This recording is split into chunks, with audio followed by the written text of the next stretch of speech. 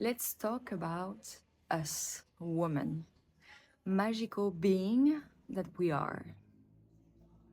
Yes, we are literally able to create a human being and to grow a human being in our own body. So I do believe that we are magical. What is going on in our body every month? Every single month, we go through a cycle. We go through different phases. And I do believe that it's extremely important as a woman to understand how it works. And also, if you're a man, it's also useful for you to understand how your woman's body works, what she's going through every month with her hormones and, yeah, the fluctuation of hormones that is happening in her body and what she's able to do and what she's not at what stage of her cycle. I love to call it seasons because I do really believe that every month we go through seasons, the 4 seasons. As soon as you see it like this, as the 4 season, you kind of understand already what a woman is going through and what she will tend to be, what she will tend to do more or do less, depending on which season she is at the moment. So I want us, women, and you men to understand us better. So this video will have 4 different parts, the 4 seasons. And for every season, I will explain what's happening technically in our body, but also I will explain what kind of food is better to eat in that time of the cycle and what sport you can do, and also in terms of work, what is best for you to do in that time. Because if we really sync our life, our diet, our practice, and our work to our seasons, we literally become Wonder Woman or empowered woman. Most of the time, we want to avoid that feeling. We want to just like skip that part or just like go through it extremely quickly just because we see it as a burden. But if we see it as an empowerment and as a way, a tool of going through life, it's going to be a gift for you. So I really want to share that part because I feel that I've reconnected to my cycle a few years ago and I'm still understanding it. But like for me, the more I follow and the more I respect what's happening for me inside, the more I go through life easily. So let's start with the first season. The first season in our cycle is the winter. We count our cycle from the moment we start bleeding, which is the winter phase. It's the inward phase. It's the release. So that phase is usually around 5 days, like day 1 to day 5 is the winter phase. So it's literally what's happening in our bodies, like there is a drop, a huge drop of estrogen and progesterone. So we feel extremely tired, extremely low energy, and very much in the need of like nesting and resting and also isolating. Probably like that's a moment where you want to rest, where your physical body is extremely tired and is asking for just like rest. And it's a moment where we need more solitude, we need more me time, more solo time. And at the same time, our intuition is popping up. Like as soon as we rest, physically rest, and we're less busy in our mind, in the doing action, that's when the intuition pops up. So that's what's happening. So in terms of food and diet, we are losing a lot of iron when we bleed. So we have to focus on getting back that iron and replenishing and nurturing our body. So we have to eat enriched food, iron-enriched food, which can be like everything like bone broth, miso soup, chickpea, lentils, beef, liver if you eat liver, eggs, seaweed, nori, like all this food extremely rich in collagen and in iron, and also magnesium is very good. That's what we need to go through that phase. We need to replenish what we lose, and we need to help our body relax and ease and help it really go through that phase that is a winter phase. It's extremely, it can be very painful. It can be, yeah, like challenging. It can be a very challenging phase, a very emotional phase. So we need to help our body. You need to focus on warm meals only. You need to feel home, like really see it as winter. What what do you want when it's winter? If you really know that season, you know that it's cold outside, so you want to feel warm, you want something nourishing. So most of the time, warm food and soups are the best for you. You can also have infusions like nettle tea, raspberry leaf tea, or ginger tea is very good in that phase also. And I would say rest is productive. It's very contradictory, like as a way of saying rest and productive in the same sentence. But for us, for our body, in that phase, to rest is really helping us go through that phase. I don't want to say faster, but in a better way. So now what food you want to avoid during that phase? You want to avoid smoothies, cold food, raw food, alcohol, caffeine, like everything that is a bit more cold, like cold and more difficult to digest. And also every food that will impact your hormones. So try to go alcohol and caffeine free. If you don't, you'll bleed more. Like usually, like your body's reacting to what you eat. So if you really want to have a gentle phase, like a nice, low and slow and steady process, you want to help your body. What do you want to avoid in that phase? So in terms of work, you don't want to have big lunch. You don't want to have a lot of pressure to go through like extreme decisions and big meetings. It's a phase where you're more inwards and where you're more in a reflective mode, in a thinking mode. It's not a phase where you need to take decisions. Usually it's the phase where you will receive clarity because you're resting. In terms of practice and sports, it's not a phase where you have to push. It's not a phase where you need to lift weights. You need at least day one or day two or the PMS, like the before, like 1 or 2 days of rest. Maybe you can walk, like long walks or grounding walks are amazing. Like it's always good to walk at any phase. But do not do any HIIT training or extreme cardio or really like pushing your body. Like listen to your body again. Like that phase is rest. Your body is already going through something hard. So listen to it and be its best friend, your own best friend. So as you may have understood, it's the moment of the month where we need to be nurtured. Like women are very nurturing, but during that time, that's where we need to be nurtured from our men, from our family, friends, co-workers. Like we need to remove that shame around what's happening for us. Like we are women and it's happening no matter what. So let's be synced and in sync with our body and what's happening with us and for us. That's the moment of the month where we need to be nurtured. We need to be supported. We need to delegate. And we need help. So it's amazing if you really allow yourself to follow that cycle, to ask for help to your partner, to your coworkers, to ask more. So after the winter comes spring. So the spring phase is the follicular phase. It's usually day 6 to day 12 in our cycle.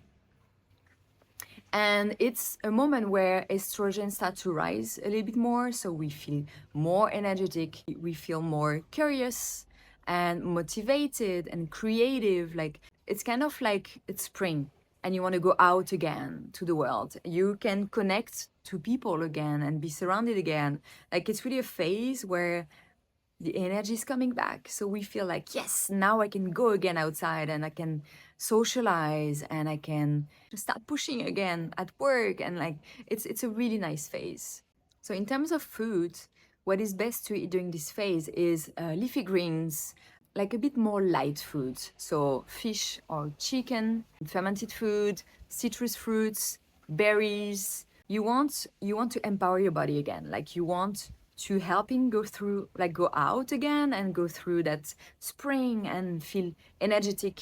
The body is able now to get the vitamins and to digest and to work on digesting raw food and everything. So you can get more nutrients. Like the less the food is cooked, the veggies are cooked, the more you can get vitamins and nutrients. So your body is able to. That phase feels a little bit like a new year. Like you get ready to go out again. So in terms of work, you can focus on planning and organizing and preparing meetings, and like you get ready to step out again. You can start to push a little bit, but not too much. And it's the same for your practice. You can go on walks again. You can do a light training, go back maybe doing some yoga and Pilates and start moving again, but not too much. Not yet. It's a very balanced phase of the month where you can start giving again, you can receive. It's collaborative, it's really in the exchange of ideas and co-creation. So that's what you can do. You can apply that give and receive co-creation in your private life, at work, and with everybody. After spring comes summer. Summer is the ovulatory phase. It's day 13 until 16 of the cycle. And that's the moment where you are more explosive and magnetic and you want to go out in the world and you feel empowered and creative and like a superpower woman. That's exactly the moment of the month where you're going out. You socialize a lot. You can have meetings. You have a lot of energy. Your estrogen is at its peak, and you also have a rise of progesterone. So your hormones are like extremely active and gives you so much energy. That moment of the cycle, you are extremely magnetic and confident, and people see you. People can notice you. So it's perfect for meetings and new encounter and like public speaking and podcasting or all these kind of things. Like that's where you have that power within you that is radiant, like you have this glow and that vibrant energy, and it's really communicative. So in terms of food, you want to focus in colorful foods, vibrant and colorful foods. You want to focus on like berries and cherries and avocados, like healthy and rich fats, tomatoes, omega-3, like sardines or fish is very important. Like you want to kind of like detox and nourish at the same time your body. Like that's the phase where we release the egg. So that's the potential start of a creation. So you want to nourish that body. You want to enrich that body. You can also eat a lot of like broccoli, cauliflowers, salmon. If you want to add some seeds, you can add sunflower and sesame. Like all of these are really extremely nourishing. And you are at your peak. You are at the peak of your cycle in terms of energy, in terms of like magnetism. So in terms of practice and training, you can do HIIT classes, you can do boxing, you can do like high intensity cardio, high intensity workout, reformer, Pilates. You can recover faster. So that's exactly the time of the month where you can push hard, you can push yourself above and beyond. It's not the time of the month where you're supposed to skip meals. Be mindful about that too. And in terms of work, It's the right time for extremely big meetings, conferences, public speaking, big decisions. That's when you are like a businesswoman and you can take decisions and you're empowered and you had clarity from that winter and spring. Like winter, you had clarity, spring, you organize, and now you're a go getter. It's happening now. You don't need to push during that phase because you are seen. People come to you. Your magnetic energy and your aura is attracting. So it's kind of like your aura is kind of like saying, you can come to me. And so when these people come to you for personal or work matter, you're able to receive it.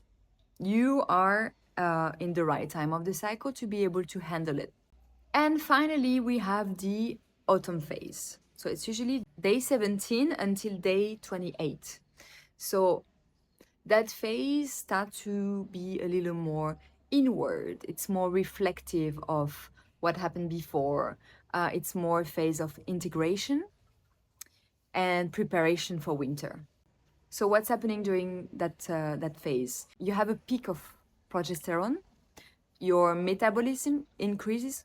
Your nervous system becomes more sensitive.